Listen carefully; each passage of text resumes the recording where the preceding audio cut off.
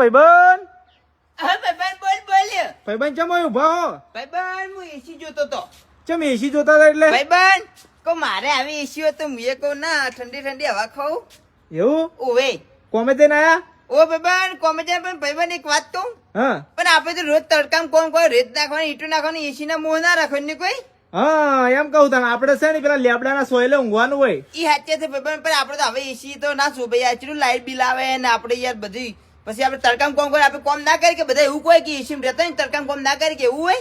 એવું ના હોય ને આપડા કિસ્મત માં એસી નહીં. એ હાચી હાચે ભાઈબંધ આપણે કિસ્મતમાં એસી નહીં બાબા હશે એમ તો જલસા છે ની કોઈ. હા એ તો કેવા એસી મૂંઝ્યા છે. ભાઈબંધ આપણે સમય છે ને આવશે તો એસી મૂંઘવાનો હવે.